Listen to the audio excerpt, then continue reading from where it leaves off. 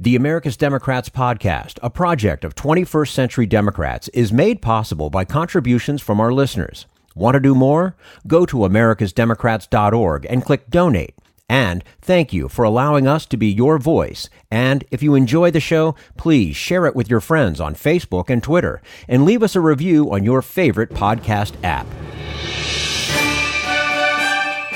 This is the America's Democrats podcast, the weekly podcast for stand-up Democrats. I'm your host, Jim Cuddy.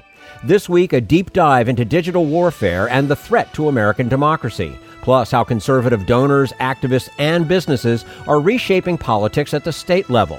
And Bill Press talks with the head of the Lawyers Committee for Civil Rights Under Law about how to fight back against voter suppression.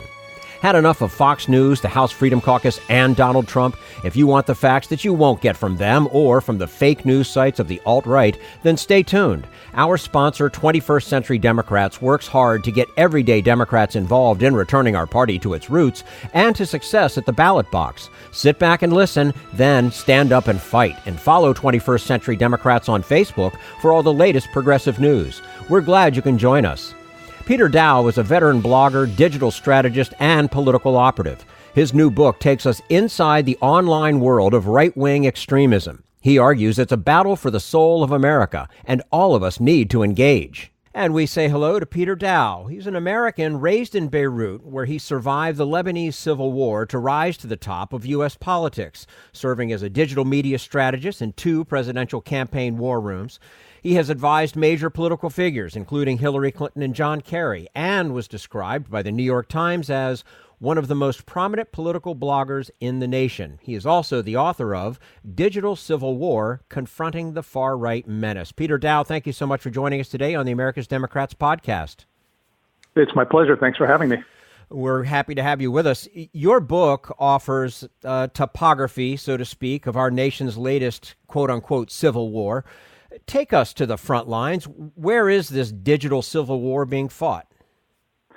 Well, if you look at the there's a plethora of platforms, of course. A lot of people focus on the main ones like Twitter and Facebook, but of course you have, Reddit and 4chan and Instagram and even for more sort of extremist conversation at places like Gab and others. So there are a whole bunch of platforms where people engage one another in political debate and combat, frankly. So it's really, to me, the entire range of the digital platforms, including comment sections and message boards and YouTube and anywhere where people can engage one another and interact online. Now, some perhaps may doubt that what happens on platforms such as Twitter and Instagram can truly inflict harm. The virtual world isn't really safe, or isn't real life, and that kind of thing. But what are they getting wrong? Well, if you take a look at where a number of recent mass shooters, domestic terrorists have been radicalized, it's online platforms. So, a lot of people have used the term, say, soft civil war or cold civil war to describe the conditions we're in right now. So when I say digital, I certainly don't mean it's bloodless, because if you take a look at both the radicalization of right-wing extremists online, who then go out into the non-digital world and kill people, that's one piece of it. The second piece of it, of course, is these major fights we have over issues like abortion and healthcare and border policy and on, immigration, et cetera. All of these have life and death consequences for the people on the receiving end of these policies. So when there's an outcry on digital media over a certain policy and that then curtails the policy, you save lives. And the reverse as well. When policies are pushed online and it affects people, that's also a life and death issue. So this is definitely not bloodless when I say digital, but it just happens to be the battlefields. We're not fighting battles on the fields of the South with standing armies, but we are fighting a war over America's soul and conscience and identity. And so often the misinformation that's out there that people take literally, they believe is real. That seems like a pretty extreme danger as well, and on many different levels. Whether you're a high school kid or you're somebody in your 50s and you're a heavy duty politician, whatever it is. Absolutely, that's one of the key problems that we have in our society today. You have propaganda and spin in a very organized, systematic way to deceive people to manipulate public opinion, and it's done often by foreign governments, as we had with Russia's intervention and cyber attack on our elections, where public opinion across the country is being manipulated with, the term fake news is used a lot and overused. It's really largely spin and propaganda and distorting reality. And that takes place. It's rampant on social media, of course, and it affects people. It changes the way people see the world around them and thus how they behave. Mm-hmm. Now, to a great extent, this book is about moral principles that are at the heart of these online wars. With your long history in politics, how have you seen the values divide evolve in our country in more recent years? Well, I've been in politics for about 20 years now, and I've seen, but there are studies. It's not just my anecdotal experience. There are studies that have shown that the Republican Party, the right, has become more radical and extreme, far more so than Democrats moving toward the left side of the spectrum. So it's really asymmetric polarization. And I've seen this. I mean, we're in a place now. When I got into politics 20 years ago, I used to go to places where when I would debate and argue with the right, places like Free Republic and Breitbart, et cetera. Now, 20 years later, I'm seeing the most fringe elements of those types of comment sections, commentary that would be considered fringe by anybody at the time, has now moved into the White House. So I've definitely seen this. Things are just getting worse and worse and moving further to the right, which is why the subtitle of my book is, Confronting the Far Right Menace. Mm-hmm. I'm throwing around the term civil war, and I don't know if that's too strong a phrase or not. Is that really where we are? It took me, a long time to reach this conclusion. For years, I really saw it as vigorous, intense debate and fights over core issues. Really, a lot of the culture wars sort of migrating online. But we've reached a point now with the issue that you raised before, which is this complete distortion of reality that's taking place, where two parts of the country, and again, I don't want to be overbroad or overgeneralized, because there are a lot of factions within factions, and there are disagreements on left and right. But largely speaking, when you think of red and blue America, these two worldviews have become so far apart at this point that it's no longer good faith debate over philosophies or principles, but it's become basically you're right, I'm right, and it's really just we're at odds. It's really like a fight to the political death, which is at the point where you're getting into a civil war. It's just and of course I don't like false equivalence, and I don't want to play both sides. I believe, and of course I'm a Democrat and a progressive activist, that largely the cause for this is the migration of the Republican Party toward the far right, the most extreme radical elements, where you're talking about completely banning abortion, oppressing women's rights, stealing migrant children from their families, enriching oligarchs. This, to me, is all a function of the Republican Party moving very far right. So, if you take a look at what's going on, it's difficult to find another term to describe how intense and existential this fight has become. It's really essentially a fight for the soul of America. What type of a nation are we? And a lot of the issues are an extension of the first Civil War, issues of race and racial justice and identity that we're still fighting today. So yes, I think we're in what you would describe as some form of civil war, and I think it's fought on digital platforms. And it's amazing to me, especially in the last couple of years, how far backwards we've seemed to have gone. You mentioned abortion and all of these states that are passing these unbelievably, they're archaic laws that are being brought back.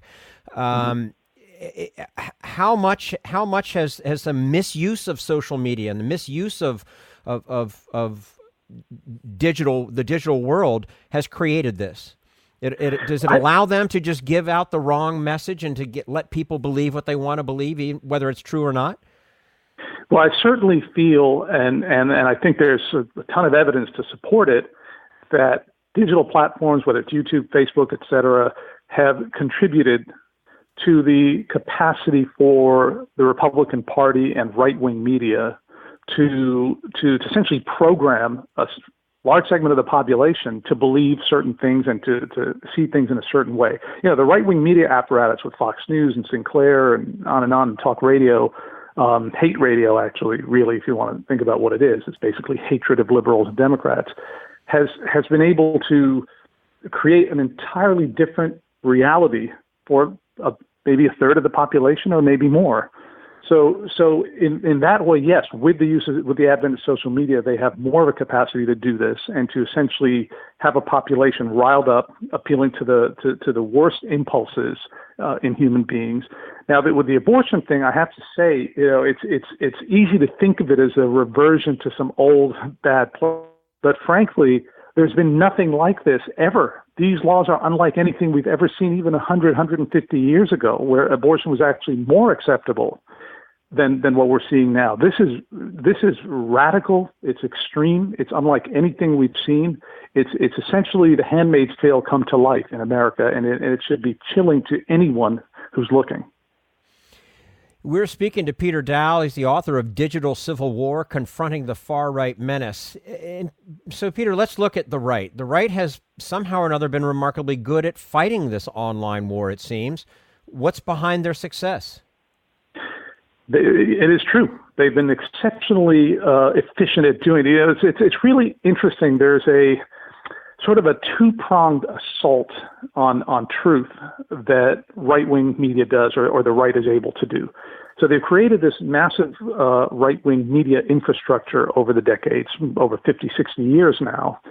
But what they've done is, at the same time, the second prong of that attack is to dismiss and denigrate all other sources of information, primarily mainstream media, as somehow liberal, or so they set themselves up as an antidote, is what they say, to the liberal media. So, you need us because you're getting false information from the mainstream media. So that's sort of the two-pronged thing. That has now moved, and I describe this in Digital Civil War in the book. They've done this also with social media. So now there's this entire push on the right among the Republicans, and you'll see Donald Trump say it too, that social media is in cahoots against us. They're shadow banning us on Twitter, and they're banning us on other platforms, and they're kicking us off. And so there's this. It used to be liberal media, now it's liberal social media. And again, this is just a strategic approach that they have to convince their base and their voters that somehow the world is, aligned against them and that they're under siege. But if you really look at social media platforms and the ability to use the platforms to mobilize people, the right has been incredibly effective at it. YouTube alone, but of course, Facebook, too, has been able to radicalize people, radicalize extremists on the right. So they have made efficient use of these platforms while at the same time pretending and complaining that the platforms have it in for them. Right. Well, and I guess we should point out progressives are not without their victories. You write about the hashtag take a knee and hashtag shout your abortion. What makes campaigns such as these effective? Well, it's a really good question. A lot of people do say, and you alluded to this earlier on, Twitter is not real life, and you'll see people minimize social media activism, and I don't subscribe to that theory. I really do believe that when people get on a digital platform and speak out, that alone is a crucially important part of our democracy, because there are places in the world where you can't do that, where you could be arrested or worse, or killed for speaking out publicly. So I really do reject what some people do, where they say, "Oh, just getting on Twitter and talking is just sharing a hashtag is not meaningful activism," but in fact it is. And often these types of hashtags or campaigns in the moment tend to rally an entire population or entire group of, or at least people who are online, and that then filters to the offline world. So I think there are ways of using, a good example is the border policy. The fight over the border policy of stealing babies from asylum-seeking parents and throwing them into these frigid holding cells, essentially freezers. It's an atrocity. It's a human rights abuse.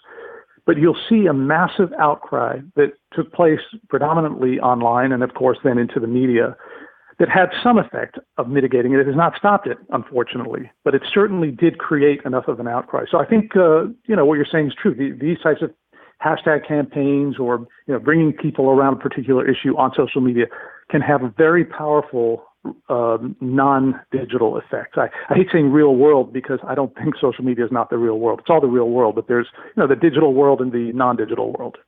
Mm-hmm. Oh, absolutely. Well, the other thing too, when somebody puts something out there, they're believing it, right? I mean, right. They may not have looked to see if it was true or not, but they clearly liked what they see, and they're going to go ahead and share that with their friends and whatever. And that's where exactly. I guess that's where we are. But you argue for the value of rational discourse, but can the virtual world really be a place where that can happen? Yes, potentially it can. I think the problem that we have is, and often you'll see it, in all the chaos and all the intensity and the negativity, the harassment, the trolling that happens, you will get pockets of very interesting conversations, people talking about experts, talking about issues with a real historical or political science perspective. So there's a lot of information to be gleaned in conversations that happen online. But of course, the left, right, or red, blue, or Democrat, Republican, or however you want to describe it, confrontation, the battle, the war, certainly rational discourse has become far, far, far less of a factor right now. It really is just going head to head and essentially just repeating talking points or arguments. And again, not to denigrate or to say this is all false equivalence and everybody's doing the same thing. I really always want to caution that there are actual facts, there are actual realities. One side is right, one side is wrong. And I try to go through these moral arguments in the book, one by one, over immigration, abortion, over Christian faith, because very often Republicans will invoke Christianity. A perfect example of how that can misinform the public is some notion that abortion, to get back to the abortion issue, is prohibited in the Bible. And you'll often see Republicans like Sarah Huckabee Sanders, for example, say, well, I believe in the Bible, therefore I'm against abortion. But nowhere in the Bible, nowhere is abortion explicitly prohibited. What they do is they extrapolate from certain verses to then say abortion is prohibited. So that's an example of, just misinformation that can move around. And so I try to go into each of these moral arguments in the book, one by one, and show, can we find out who's right and who's wrong? What is the moral crux of these debates? You grew up, as I mentioned at the top, you grew up in Lebanon amidst a real civil war. What part of that experience informs your view of America today? Just about all of it. So I'm an American. My mom's American, but she moved with my dad to Lebanon in the 60s. My father was Lebanese. He passed away many years ago, but they moved to Lebanon when it was called the Paris of the Middle East. It was an amazing place on the Mediterranean, and they decided to start a life there. So, when I was 10 years old, the Civil War broke out, and it lasted 15 years, and it took an estimated 150,000 lives. It's one of the most brutal conflicts of the 20th century. And I lived right in the heart of it. I was in Beirut, spent part of my time in shelters as rockets were raining down, roaming gun battles on the streets. What you see of say, Syria or Iraq or Afghanistan today, the pictures you see was my childhood. And having lived through that and seen that level of strife and violence and how people can be at war with one another has informed everything that I do in politics. And certainly the idea of what we're going through in America today, the dehumanization, the aggression, the defensiveness, the anger, the rage, the frustration, all of it. And it's there. And again, as I say, lives are on the line here. It's very easy to dismiss what's going on. One of the things that I learned from Lebanon was that people tend to, people adapt and life goes on. So we would have heavy gun battles one night, and then we'd wake up the next day, we'd go shopping, and we'd go to school if the schools were open. And you live some semblance of a normal life. And similarly here in America, you have sports games and TV shows and entertainment, and we take our vacations, and we go to work, and we come home, do our chores, and it seems like ordinary life is going on. But that doesn't mean that the battles that are being fought politically aren't life and death battles that will affect all our futures. So I always say, don't get distracted by the fact that ordinary life seems to be going on, because that happens even in, a violent conflict. So, those are among the lessons I've learned. Now, before we let you go, Peter, many of our listeners may be loath to the idea of taking part in social media politics. What do you say to them? I think we're at a point in history where every citizen has an obligation to step up in whatever way they can. People have difficult lives. People are struggling to make ends meet, and that's completely understandable. People don't want to be attacked and harassed as they are on digital platforms. It's a war zone. When you step onto the digital battlefield and get involved in politics, you're going to get attacked, and it's very unpleasant. But what I feel right now is we all have a duty to step up. When children are being gunned down in classrooms, we all have an obligation to step up as citizens and to do something about it. And so that's how I see my role, and I would encourage everyone to do that, to find whatever thing it is you think you can do to contribute. Make some calls for a campaign, give a few dollars to a candidate you think will support the issues you care about. Step online and just speak out. Each of these little actions matter, so I do encourage people to get involved.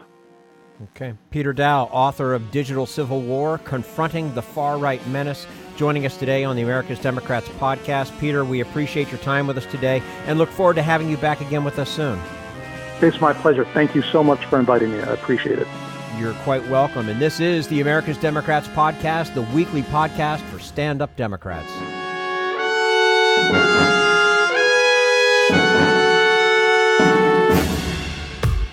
We want you to sit back and listen to this americasdemocrats.org podcast, a project of 21st Century Democrats. But we need you to stand up and fight. Do you want to get involved and help get our party back to its roots and to success at the ballot box? You can make your contribution to help us keep this show going and to elect Democrats who will stand up for democratic principles. Go to americasdemocrats.org and click on Donate at the top of the page. Social security measure. I believe that we must pass legislation to provide medical care. This is our tradition. When our grandparents came to America, it was the Democratic Party which said, welcome. It was the Democratic Party, the party of Roosevelt and Truman and Kennedy and others, who said that America belonged to all its people, not just a handful of the rich or a few giant corporations. That's why great leaders like FDR fought so hard for Social Security, and why JFK stood up to the insurance companies and their Republican allies to get Medicare. It's not just one thing, or one time, in one place. It's about a whole history of standing up to the Republicans and saying someone has to be on the side of regular working people in America, whether it's defending Social Security or just the way your loved ones are treated on the job. That's what the Democratic Party is all about. And that's why this message has been brought to you by the Democratic Party. Working people like you and me. Paid for by 21st Century Democrats. Not authorized by any candidate or candidates committee. This is the America's Democrats podcast, the weekly podcast for stand-up Democrats. Coming up next, the troika of conservative influence that's taking over state politics. But first, we turn to Jim Hightower, America's #1 populist, for his common sense commentary. We have a president who mistakes price for value. Thus, to measure America's economic health, he simply checks the price of corporate stocks, and that tells him the economy is great. For since he's been in office, Wall Street's been whizzing. Unfortunately, though, it's whizzing on you and me. That's because Wall Street is an inequality machine. 1, its rules allow top executives to jack up their own wealth by artificially inflating their corporation's stock prices. And 2, big investors favor corporations that offshore jobs, cut wages, and otherwise knock down workers. Worse, while he pretends to be a champion for America's workers, he's been a one-man working-class wrecking crew, systematically destroying employee rights and protections against the abuses of corporate bosses. On everything from overtime pay and minimum wage to workplace safety and the right to form a union, Trump and company has sided with corporate interests over working stiffs, essentially saying to workers, you're on your own. Adios, chumps. So the economic boom that he so vaingloriously talks about is actually the sound of the middle class crashing. That thunderous boom, boom, boom represents millions of Americans who are living paycheck to paycheck, who have little or no savings and inadequate health coverage, who can't afford the rip-off drug prices Big Pharma is being allowed to charge, and they're sinking in debt. And all they're getting from Trump are his vapid political rallies shouting MAGA, make America great again. This is Jim Hightower saying inequality doesn't just happen. It's caused by the deliberate actions of power elites. Far from reducing inequality, Trump has intentionally escalated the corporate war on working-class Americans. Under his regime, nearly half of all new income is going to the wealthiest 1%. Political sloganeering aside, America won't be great again until all Americans, not just millionaires, are actually doing great. If you'd like more of Jim Hightower's real populism, check out the Hightower Lowdown. Jim's monthly newsletter gives you the real lowdown on which corporations, by name, are doing what to the middle class, our environment, and our democracy. Each month, the Hightower Lowdown brings you facts you didn't know, along with actions you can take to fight back. It also comes with a sense of humor. Hightower believes we can fight the gods and still have fun. Plus, get this, it's cheap. Only $15 brings you 12 issues a year. For real populism, go to hightowerlowdown.org.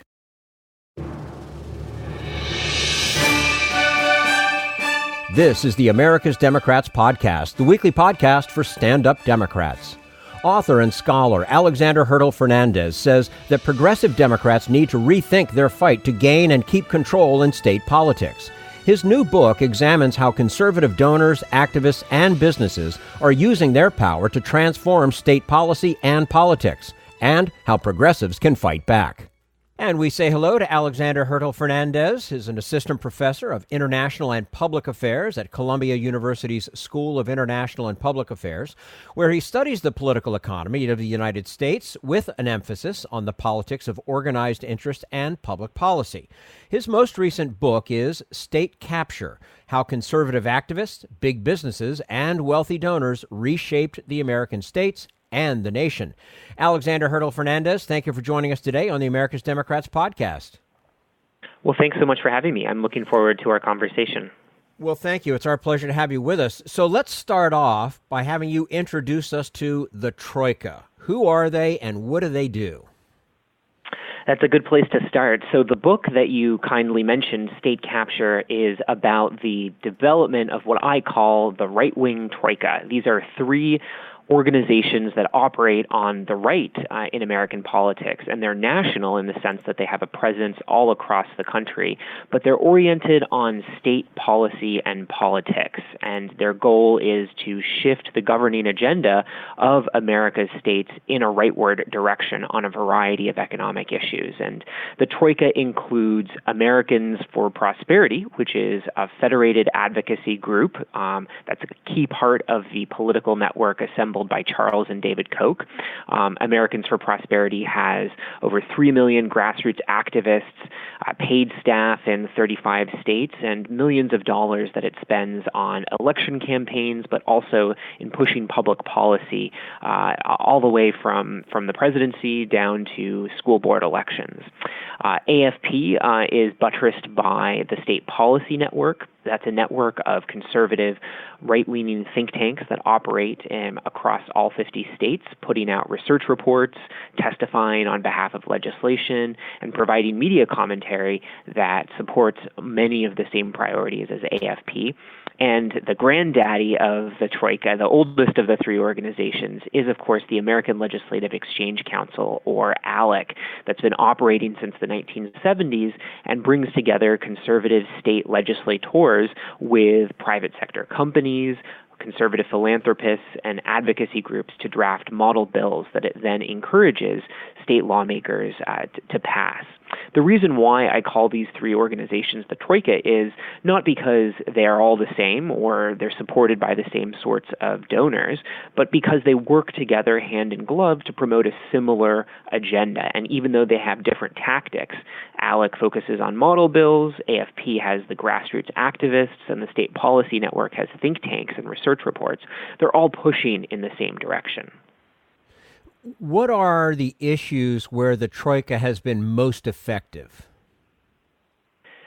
So the Troika generally focuses on economic policy. There are some components like the State Policy Network and ALEC that have over time pushed on social issues. ALEC perhaps most famously pushed on loosening gun regulations, the Stand Your Ground law that was implicated in the Trayvon Martin shooting, as well as voter ID laws. But the places where the Troika has been most successful, where it's worked the closest with one another, have been on economic policies. And those include, I would say, cutbacks to labor union rights to make it harder for labor unions to attract members, to raise money, to participate in politics, as well as stopping and stymieing the implementation of the Affordable Care Act, and making it harder to deal with climate change by supporting renewable energy and taking steps to regulate dirty energy providers. Across all three of those areas, the Troika has been enormously successful by focusing on a state-by-state strategy. They aren't just focused on Congress, as many organizations are. They're focused on making sure that a number of states are taking action on all three fronts. I can't help but have the vision of some Greek mythology, three-headed beast that's out there as this Troika, but I guess that's what makes them so strong. That's right. And I think in some ways the imagery is correct in that you might have a three-headed hydra that's sort of all fighting in the same direction. But in some ways that also overstates the coordination. These are separate organizations that were founded at different times. Like I mentioned, ALEC was founded in the 1970s, the State Policy Network in the 1980s, and Americans for Prosperity in the 2000s. And it took real effort to bring them together and to make sure that they weren't duplicating one another's efforts and that they were all pushing in the same direction. And that required a lot of coordination. But by now, they've become a sort of well-oiled machine. And when you look at some of the most significant changes in state policy, like for instance, the passage of right-to-work laws that make it harder for unions to collect dues and fees from workers, the Troika's fingerprints are all over that. If you look at the passage, for instance, of right-to-work in Michigan and Wisconsin, it was ALEC that came up with the model bill text that lawmakers eventually introduced. AFP had its grassroots activists calling members of the state legislature, putting pressure on them to toe the line and vote in favor of the ALEC model bill. And the State Policy Network affiliates, the think tanks in those states, were out there publishing research reports, testifying on behalf of right to work, why it would be so great for those states. And you've seen them working together in that way, as I mentioned, pretty much wherever you've seen big cutbacks to union rights, the Troika has been behind them. And Alex, this book is about state politics. What is it about state politicians that makes them so vulnerable to the Troika? That's right. I think the Troika has recognized that in our federated American political system, where the states have a substantial degree of control over the policies that really govern our lives, the quality of our environment, the rules about our employment relations, our health insurance coverage, all of those are determined in significant part at the state level. The Troika realized that they could have a lot more of an impact on national politics by working through the states. And there are a couple reasons for this. One is simply numerical. In Congress, you have one shot. If you don't get your legislation passed, that's it. When you're working across the states, you have 50 different opportunities to try and get your legislation passed. In addition, you could use early victories in some states to push victories in later states. So, for instance, when right to work passed in Indiana, members of the Troika then went to Wisconsin and Michigan and said, hey, look, you've weakened the labor movement in Indiana, and we've successfully made it harder for Democrats to win and hold elected office because they can't count on the unions. You Republicans in Michigan and Wisconsin, you should learn from that example of Indiana and promote our right-to-work model bill. And there's a third reason why the Troika has been so successful in the states, and that has to do with the structure of state legislatures. Now, I think when many of your listeners think about Congress, they think about members of the House and the Senate that are supported by large staffs, professional staffs that have graduate training, that have been working in Congress for a number of years, and that can help members of Congress to develop legislation, to think through all the different sorts of effects that legislation might have. But when you go to the state level, it's an entirely different picture.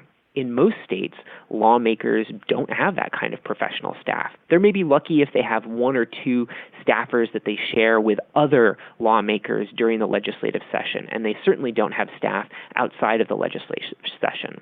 And on top of that, many state lawmakers don't meet for the entire year. They might meet for a couple months every year, and in some states, state lawmakers meet every other year. So they don't have a lot of time. They don't have a lot of staff. In a lot of cases, they actually aren't paid all that much. It's not a full-time job for them. And so many of them have to hold outside employment. All of this means that state lawmakers are pretty strapped for ideas, research capacity, and policy analysis. And so when a group like ALEC and the other members of the Troika come along and say, hey, look, we can give you the model bill you need to introduce. We can give you a research assistant to help you research the impact of this bill, and we'll come up with a person who'll testify for that bill. Well, that's a really big help to lawmakers that don't have all that much time, experience, or resources to do this on their own. They're, in effect, providing the resources that lawmakers should have but aren't being provided to them by their legislatures. We're speaking with Alexander Hertell Fernandez, Assistant Professor of International and Public Affairs at Columbia University's School of International and Public Affairs, author of State Capture. It's his most recent book, How Conservative Activists, Big Businesses, and Wealthy Donors Reshaped the American States and the Nation. Alex, you recently wrote an article for Vox titled, What Liberals Get Wrong About Conservative State Dominance and Why It Matters. And you identify two myths. One is that conservatives are more united than progressives. What's wrong about that one?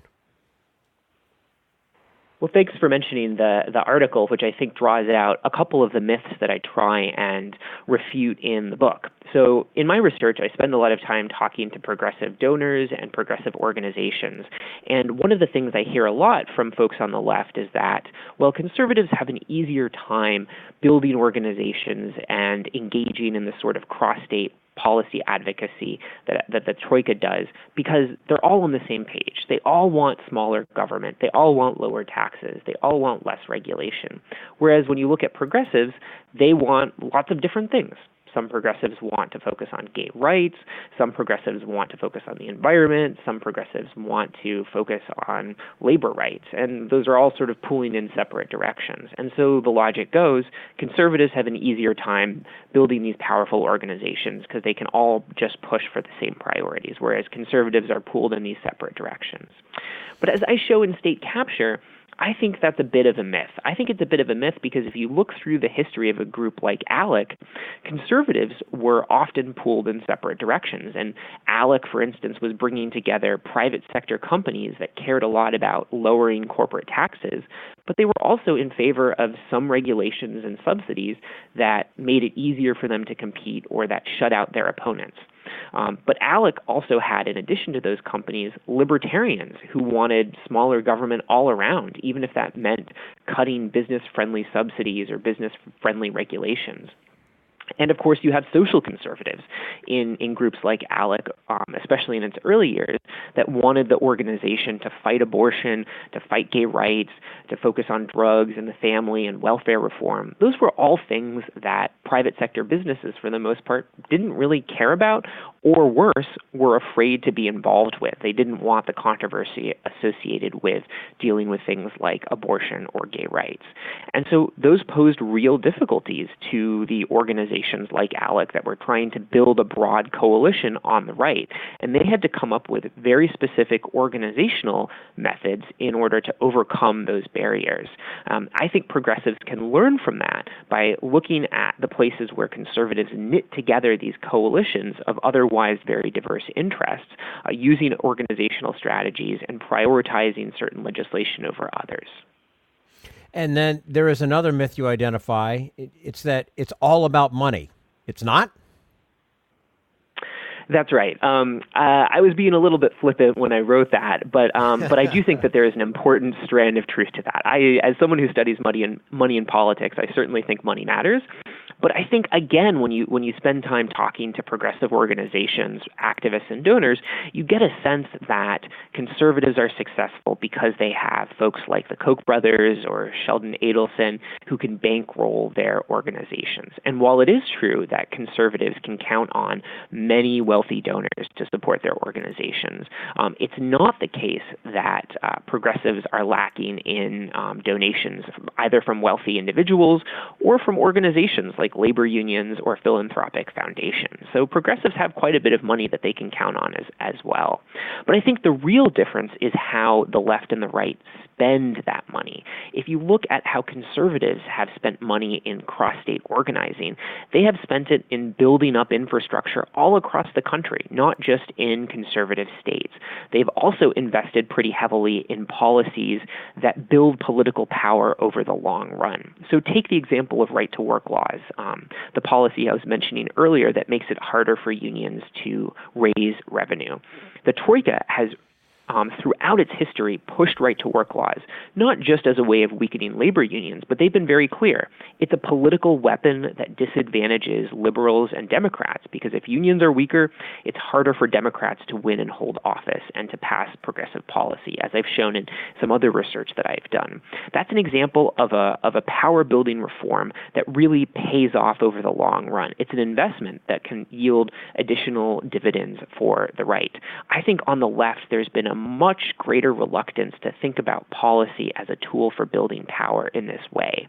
As I show in the book, cross-state liberal networks, such as they were in the mid-2000s, were not focused on, for instance, expanding Medicaid when that was up for debate across a number of states in the wake of the Affordable Care Act. And I say that it's a big mistake because this is a policy that not only helps provide health insurance to low-income adults who desperately need it, but we now have good political science research that suggests that when you expand Medicaid, you actually increase political participation and increase people's attachment to the sort of politicians that were expanding Medicaid. So that's a good way of power building on the left, but one that progressive organizations really passed up when it was being debated across the states. Mm-hmm. Now, I don't want to give away the end too much, but the last chapter of the book has this title: Feisty Chihuahuas versus a Big Gorilla, Why Left-Wing Efforts to Counter the Troika Have Floundered. So what does the left need to do to win this battle? It's a tricky question, and I think there's a lot to it. And of course, I would recommend that folks check out the book for my entire take on this. But I'll just mention three things that I think progressives would be wise to take away from conservative successes. One of them is coming up with organizations that complement one another instead of duplicating one another. I think all too often on the left, you've seen, and this is where the phrase feisty chihuahuas comes from, you've seen progressive donors investing in a whole array of small organizations that are all competing with one another for scarce resources and are all trying to do the same thing. In the book, for instance, I talk about how there have been at least 5 or 6 efforts over the years to construct a counterweight to ALEC on the left. I think that's very unproductive. Instead of investing in a single organization, you have all of this duplication and competition for resources. On the right, you've seen ALEC, Americans for Prosperity, and the State Policy Network carve out different strategies and areas, and they are sort of responsible for work in that area, but they work together with the other members of the Troika in pursuit of the same policy agenda. So that kind of coordination, I think, could help progressives as they face scarce resources, and it would bring greater efficiencies, certainly, to progressive cross-state power building. The second thing that I think progressives Yeah, absolutely. I think the second thing that progressives would be wise to take away from conservatives is this idea of using policy to build power, what I alluded to earlier. I think progressives just need to think more creatively about the sort of reforms at the state and national level that would either build progressive power, obviously building the labor movement would be one of them, but that also demobilize conservatives. You could think about ways of demobilizing groups like the National Rifle Association or groups on the religious right, for instance, or companies that are involved in producing dirty energy. And lastly, I think it's crucial that liberals organize across the entire country. There's been, as I talk about in the book, a tendency of progressive donors and activists to focus on states where progressives already have some degree of power. But as the Troika shows us, in order to have a real impact on the shape of public policy, you have to be playing the entire field. I interviewed one of ALEC's early executive directors who talked about how he spent a lot of the 1980s on planes going from state capital to state capital trying to build ALEC's membership, even in sort of bluish or purplish states where it didn't look like conservatives would have much of a stronghold, at least initially. That's how you build power over the long term, is by investing and building up this infrastructure in these battleground states. Yeah, and I think you follow the lead of the Troika, perhaps, but you're just going to go with a different goal in a different direction. That's right, and I would be the first to say that progressives would be mistaken to blindly copy what the Troika has been doing. I think when one side in politics tries to just create a carbon copy of what the other side is doing, it usually fails. But I think progressives can think about the strategies that the Troika has done and think about ways of adapting them given their different set of priorities and different set of values. Absolutely. Alexander Hertell Fernandez, Assistant Professor of International and Public Affairs at Columbia University's School of International and Public Affairs, and his most recent book, which we've been talking about today, State Capture: How Conservative Activists, Big Businesses, and Wealthy Donors Reshaped the American States and the Nation. Alex, thank you so much for your time. We look forward to having you back again with us soon. Thanks so much for having me on. You're quite welcome. And this is the America's Democrats Podcast, the weekly podcast for stand-up Democrats.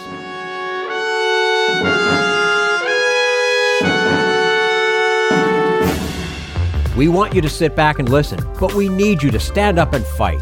Help get our party back to its roots and to success at the ballot box. Make your contribution to keep the AmericasDemocrats.org podcast, a project of 21st Century Democrats, on the air, and help elect stand-up Democrats. Go to AmericasDemocrats.org and click on Donate at the top of the page.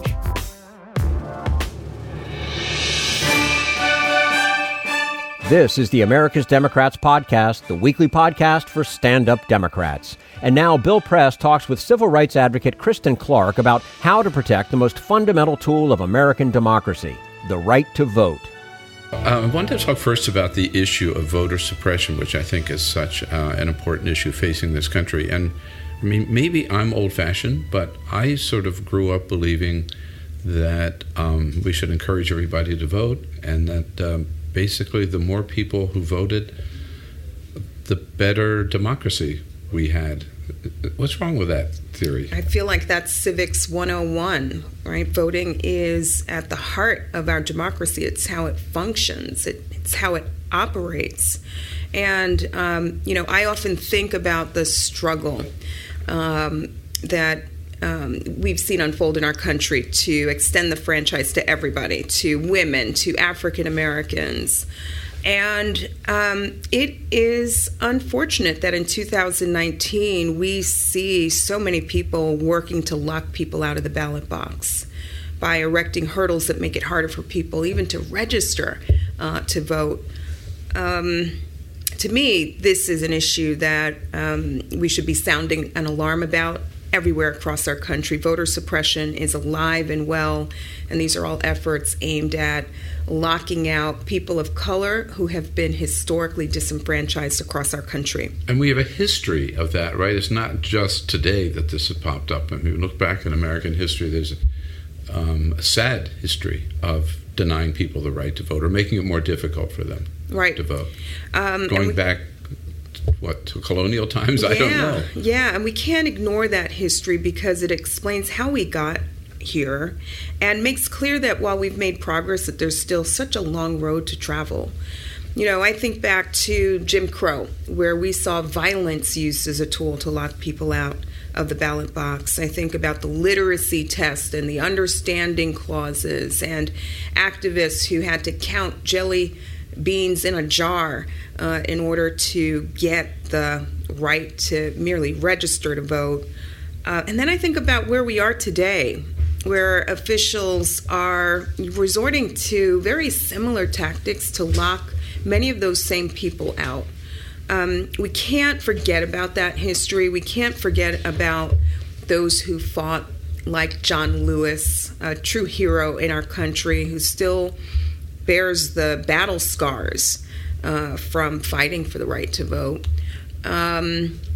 And the work that we do at the Lawyers Committee for Civil Rights Under Law is about carrying forth that legacy and making sure that all Americans, regardless of race, get the right to have their voice heard. Where do you see the biggest challenges today? In what particular states? We hear a lot about Georgia, a lot about Florida.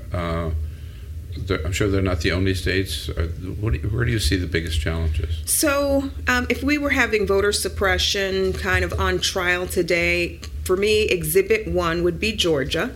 Exhibit 2 would be Texas. Exhibit 3 would be North Carolina. Voter suppression efforts are intense in so many places across the country, but I think in those 3 particular states, we're seeing a few things. Dramatic demographic changes and shifts, and a status quo that is bent on holding on to their grip on power. And we see the voter suppression efforts at every level, at the local level, at the county level, and at the state level. And some of the ugliest cases that we've seen in the past few years have arisen in those 3 very states. And what are they doing particularly to make it more difficult for people to vote or to turn them away? So let's talk about Georgia. Yeah.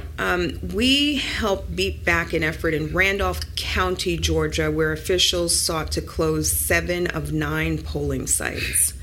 And they did so under the guise of, we're just working to comply with the ADA here, and there are problems with a number of these sites. We're working on it. But it was clear that if that plan went into effect, that for black voters in particular and low-income voters, they weren't going to be able to vote. I'm sure you're talking about a pretty big territory and not just a few city blocks. Yeah. Well, a whole county. 9 polling sites for a whole county, and they sought to shutter 7. We worked with the community, we activated petitions, and we showed up at their hearing, court papers in hand, and said, if you go forward, we will sue. And fortunately, a lot of that intense pressure and mobilization resulted in officials relenting and abandoning the effort.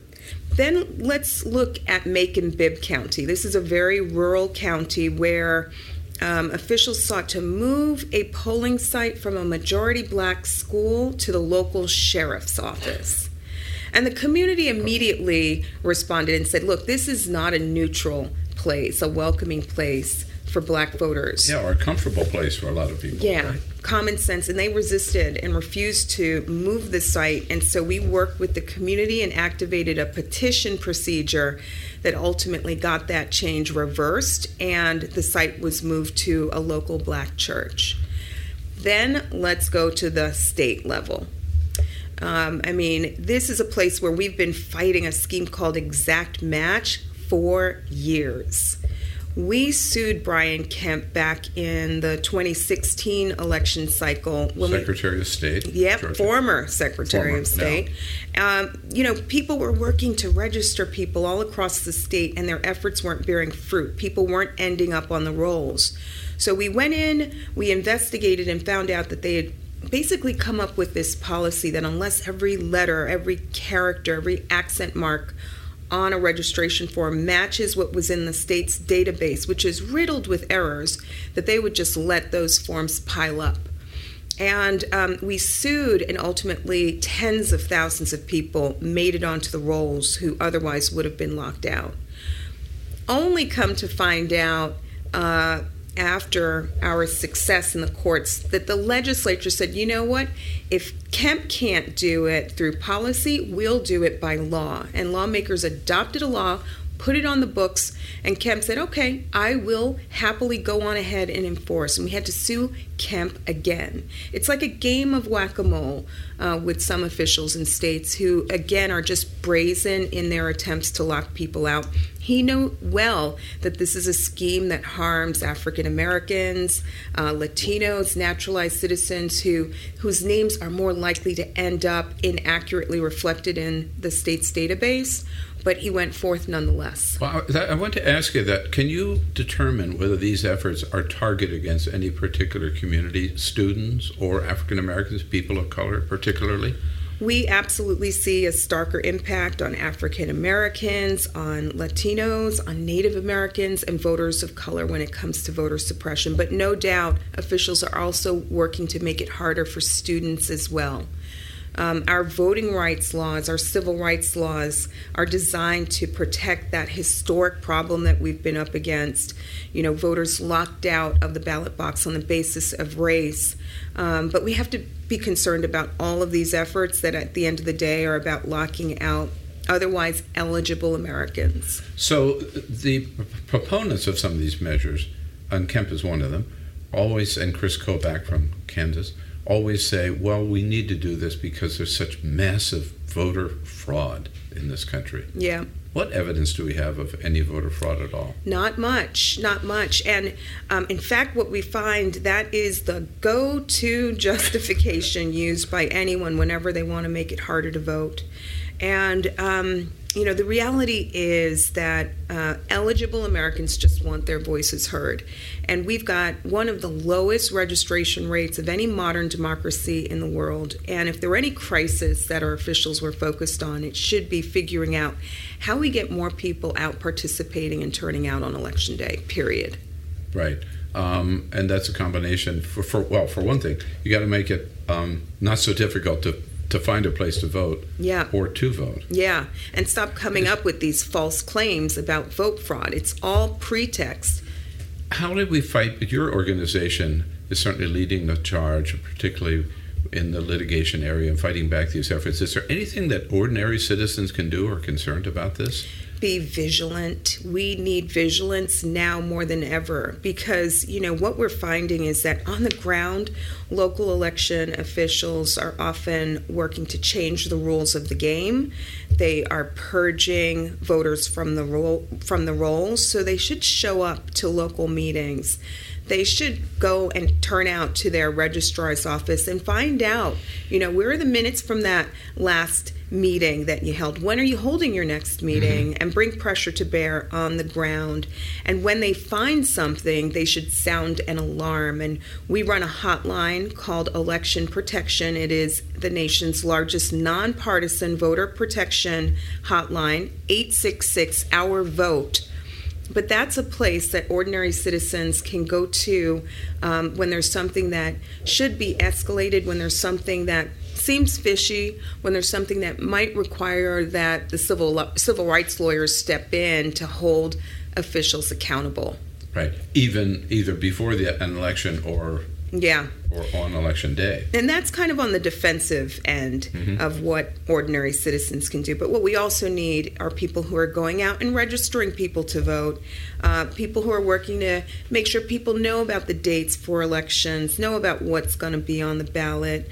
The more we get people talking about elections, I think that's all the better for our democracy. That's all for the America's Democrats podcast. Thank you to all who made today's show possible. Peter Daou, Alexander Hertell Fernandez, and the entire Bill Press team. And thank you for listening. If you liked what you heard, please get involved in our efforts to keep this show going and to elect Democrats who are bringing the party back to its roots. Go to americasdemocrats.org and click on Donate at the top of the page.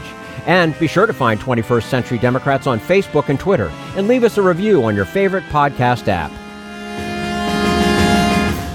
For the America's Democrats podcast, I'm your host, Jim Cuddy.